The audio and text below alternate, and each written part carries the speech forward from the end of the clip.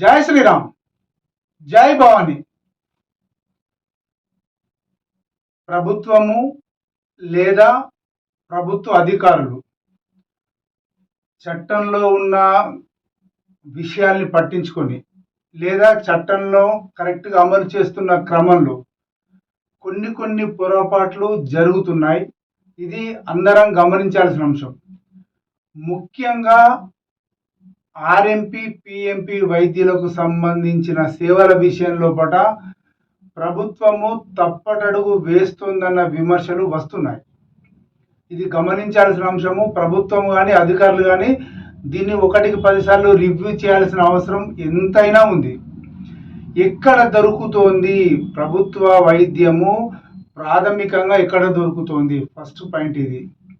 ఒక గ్రామీణ ప్రాంతాల లోపల ఒక వ్యక్తికి దెబ్బ తాకితే లేకపోతే ఒక పాము కాటుకు గురైతే ఆ వ్యక్తికి అక్కడ నుండి మండల స్థాయికి తీసుకొస్తే మండల స్థాయిలో ఉండే డాక్టర్ ఎవరు, ఏ ప్రభుత్వ అధికారి ఉంటాడు? నిజంగా అది సాధ్యమేనా? అక్కడ నుండి అతను ఎక్కడికి తీసుకురావాలా? ఇంకా ఒక 20 కిలోమీటర్లు ఎక్కువ వచ్చి ఓ పట్టణానికి తీసుకురావాలా, ప్రైవేట్ హాస్పిటల్లో జాయిన్ చేయాలా, లేకపోతే జిల్లా కేంద్రంగా తీసుకుపోవాలా, లేకపోతే ఇంకెక్కడికో తీసుకెళ్లాల్సిన పరిస్థితి లోపల వైద్య సేవలు ఉన్నాయి. వైద్య సేవలు నిజంగా గొప్పగా లేవు ప్రభుత్వ పరంగా. అంటే లేదంటే ఉత్పత్తి ఎంత ఉన్నా కూడా వాళ్ళందరూ సిటీకే పరిమితం అయిపోతున్నారు. డాక్టర్లు సంవత్సరానికి 4,000-5,000 మంది వస్తున్నారు, ఉత్పత్తి అవుతోంది. కానీ వాళ్ళందరూ ఎక్కడికెక్కడికో వాళ్ళ అవకాశాల కోసం వెళ్ళిపోతున్నారు. ప్రభుత్వ సొమ్ము వాడుకుంటున్నారు, ప్రభుత్వాలు ఖర్చు పెడుతున్నాయి, వాళ్ళందరూ సిటీకి పోతున్నారు. ఇది సాధారణంగా జరుగుతున్న విషయం. కానీ ఇక్కడ టాపిక్ అది కాదు, వాస్తవంగా ఇది అది కాదు. ఆర్ఎంపీ పిఎంపీలను అసలు మీరు ట్రీట్మెంట్ ఏం చేయొద్దు, కేవలం ప్రాథమిక చికిత్స మాత్రమే చేయండి. ప్రాథమిక చికిత్స అంటే ఏంటి? ఒక గ్రామీణ ప్రాంతం, ఒక మండల కేంద్రానికి ఒక 15 కిలోమీటర్ల దూరంలో ఉన్న ఒక గ్రామం లోపల ఒక వ్యక్తిని పాము కాటేసిందని అనుకుందాం. అతనికి అక్కడ ఉండే, అంటే అక్కడే ఉండి అక్కడే ఎక్కడి నుంచో అక్కడికి వలస వెళ్తాడు, లేదా అక్కడ గ్రామంలో ఉన్న ఒక వ్యక్తి అక్కడ ప్రాక్టీస్ పెట్టుకుంటాడు. ఎక్కడో నేర్చుకొని ఎంబీబీఎస్ దగ్గరనో ఎండి దగ్గర నేర్చుకొని అక్కడ ప్రాక్టీస్ పెట్టాడు. ఆ వ్యక్తి ప్రాథమికంగా చికిత్స చేయడం అంటే ఏంది? అంటే పాము కాటేసి చాలా ఒక 4 ఇంచులు చూసుకొని ఆ తాడు కట్టి, లేదా మంచిగా గట్టే తాడు కట్టి పోరా అని చెప్పి తోలేసుడా? ఏంటిది ప్రాథమిక చికిత్స అంటే? ఏంటిది? యాంటీవినం ఇవ్వాల్సిన అవసరం లేదా? అది ఉంచుకోవాల్సిన అవసరం లేదా? అది అతని బాధ్యత కాదా? మరి ఎట్లా ఇప్పుడు? అంటే ఇది ఒక చిన్న ఉదాహరణ. ఇట్లాంటి ఇంకెన్నో ఉంటాయి. ఒక యాక్సిడెంట్ అవుద్ది, లేదా గ్రామీణ ప్రాంతంలో వ్యక్తి ఎక్కడి నుంచో తాడి చెట్టు మీద నుంచి పడ్డాడు, అతనికి ట్రీట్మెంట్ చేయడం అంటే ఏంటిది? ట్రీట్మెంట్ చేయడం అంటే ఏంటిది?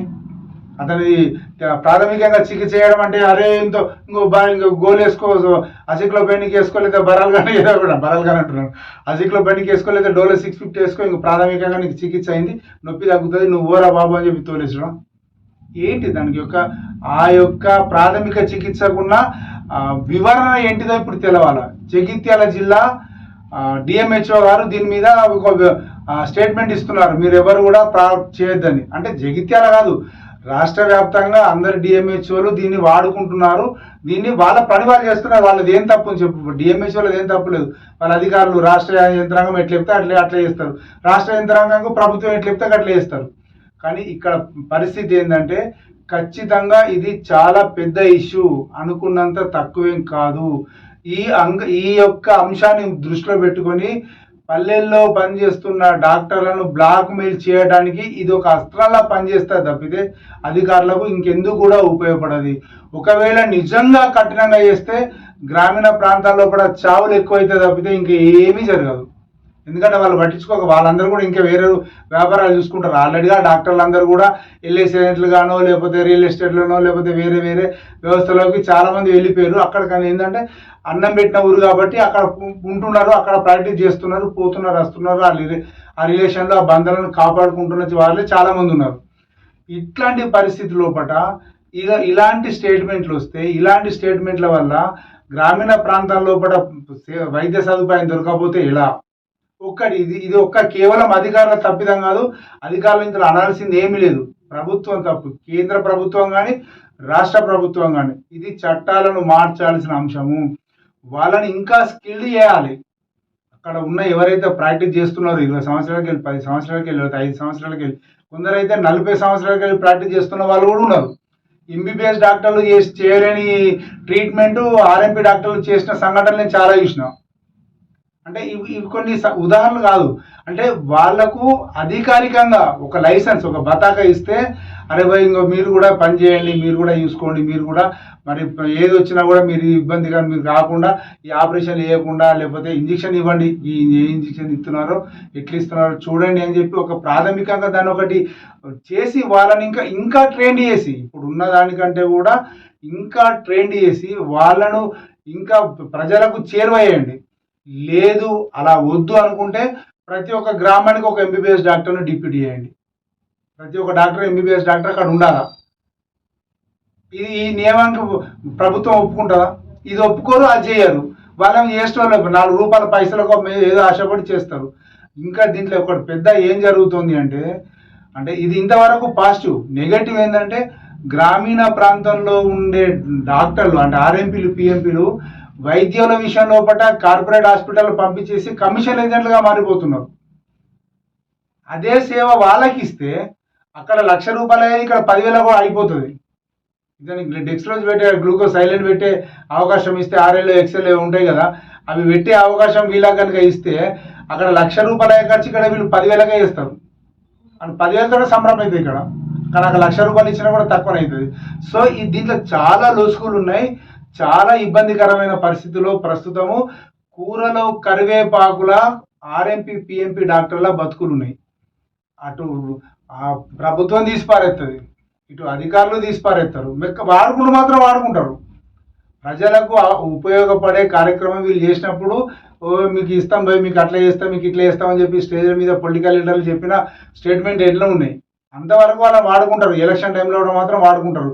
ఎలక్షన్లు అయిపోయాక పాపం వీళ్ళ కుటుంబాలన్నీ బజారుపాలు చేస్తారు.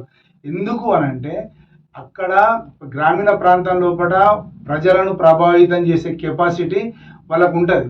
ఎందుకంటే డాక్టర్లు అందరూ పేషెంట్లు అందరూ వస్తుంటారు, మామ తాత కాక అన్న మా బావ ఇట్లా ఈ వరుసలతో అక్కడ గ్రామీణ ప్రాంతం లోపల డాక్టర్ల యొక్క సంబంధాలు నడుస్తుంటాయి. బేసికల్గా అట్లే ఉంటాయి. వాళ్ళ ఫారిన్ వెళ్ళిన వాళ్ళు, ఇక్కడ ఉన్న వాళ్ళు, అదంతా ఒక కుటుంబంలాగా కలిసిపోయే వ్యవస్థ లోపల వీళ్ళ మాటకు మర్యాదకు చాలా రెస్పెక్ట్ ఉంటుంది. ఎందుకంటే ఏ టైం ఎవరికి ఎట్లా పని పడుతుందో తెలియదు కదా, అందరూ పెంచుకుంటారు అన్నట్టు డాక్టర్లతోటి. అలాంటి పరిస్థితి ఉన్న నేపథ్యం లోపల వాళ్ళని ఎలక్షన్ టైంలో రాజకీయ నాయకులు వాడుకుంటారు. ఎలక్షన్ అయిపోయిన తర్వాత సింపుల్గా తీసి ఇట్లా వారేస్తారు. వాళ్ళ మీద ఒక చట్టం ఏంటి కదా, ఒక గ్రామీణ ప్రాంతం లోపల ఉన్న గ్రామీణ ప్రాంతం లోపల ఎంతమంది డాక్టర్లు ఆర్ఎంపీ పిఎంపీలు ఉన్నారో వాళ్ళందరికీ కూడా మించి ట్రీట్మెంట్ ఇంకా మించిగా నేర్పండి. కాంపౌండర్ స్థాయి కంటే కూడా ఉన్నతంగా వాళ్ళకు శిక్షణ ఇచ్చి వాళ్ళ గ్రామీణ ప్రాంతాల్లో వదిలిపెట్టేయండి.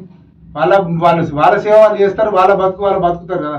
కొన్ని వేల మందికి సంబంధించిన విషయం కదా. ఒక మండలంలో కూడా కనీసం ఒక 50 కుటుంబాలు ఉంటాయి. ఒక మండలాన్ని తీసుకుంటే 50 మంది డాక్టర్లు ఉంటారు. 50 మంది ఉంటే ఒక ఇంకో 4, 5, 4, 20 కనీసం 200 మంది మండలానికి బతుకుతారు. వాళ్ళతో ఇంకే సేవ చేసుకుంటూ పోతారు. రోగం వచ్చిన వాళ్ళు కూడా కార్పొరేట్ హాస్పిటల్ పోవడానికంటే అక్కడికి పోతే అంతో ఇంత వాళ్ళకు మేలు జరుగుతుంది. ఇంకా వాళ్ళని ఇంకా ఉన్నతులుగా తయారు చేసే ప్రయత్నం చేయండి. కానీ మీరు ప్రాక్టీస్ చేయొద్దు. ఆ క్లినిక్లో మీరు పెట్టుకున్న క్లినిక్లో బెడ్ ఉన్నా కూడా ఆపరేషన్ అంటే పేషెంట్ బెడ్ ఉన్నా కూడా మీ మీద కేసులు చేస్తాం, మేము అది చేస్తాం, ఇది చేస్తాం అంటే వాడు ఎట్లా బతకాల? ఇది కొంచెం ఇబ్బందికరమైన పరిస్థితి ఆర్ఎంపీ డాక్టర్లది ప్రస్తుతం ఉన్నది. ఈ కూరలో కరివేపాకు సెంటిమెంట్ను పక్కన పెట్టేసి వాళ్లకు ఒక ట్రైనింగ్ ఇచ్చి, ఇంతకుముందు ఇచ్చారు కర్మేర్లోనో ఇక్కడనో నేను విన్నా, మధ్యలో కర్మేర్ జిల్లాకు సంబంధించి కొందరికి ఈ ట్రైనింగ్ చేశారు. ఒక 4-5 years బ్యాక్ అనుకుంటా. అప్పుడు కొందరికి ట్రైనింగ్ ఇచ్చారు. తర్వాత మళ్ళీ ఏమైందో తెలియదు. అది అంటే మళ్ళీ అటకెక్కింది. సరే, అది ఎట్లయినా కూడా దాన్ని ప్రభుత్వం సీరియస్గా తీసుకోవడం చాలా ఉత్తమం అనే చాలా మంది చెప్తున్నమాట. దీని ప్రభుత్వము అధికారులు ఎలా స్పందిస్తారో చూడాల్సిందే. మరి జై శ్రీరామ్.